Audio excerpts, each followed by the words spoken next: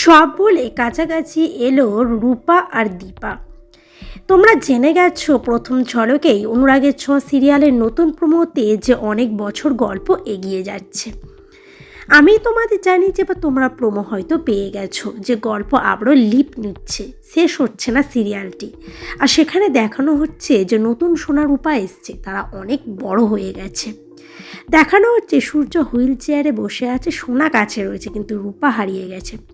আবারও দ্বিতীয় প্রোমোতে দেখানো হলো, অর্থাৎ দ্বিতীয় ঝলক চলে এসেছে, যেখানে একটি তীর্থস্থানে বাটি ভাসিয়ে, যেখানে রূপাও বাটি ভাসাচ্ছে, দীপাও বাটি ভাসাচ্ছে। দুজনেই কিন্তু মনে মনে কামনা করছে যে সে যেন তার মাকে ফিরে পায়, এদিকে দীপা কামনা করছে সে যেন তার মেয়েকে ফিরে পায়। ঠিক তখনই দুজনের ধাক্কাধাক্কি হয়, অর্থাৎ দীপা বলে ওঠে, রূপা কি হতে চলেছে সেই আকর্ষণ।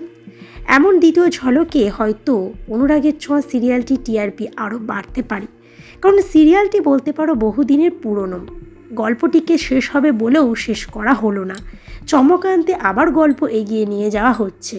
এবার দেখার বিষয় দর্শক দেখবে তো, কিন্তু ঝলক দেখে মনে হচ্ছে খুব দুর্দান্ত হতে চলেছে সামনের এপিসোড। সত্যি রূপা আর দীপা কাছাকাছি এলে খুশি হবে দর্শকরা।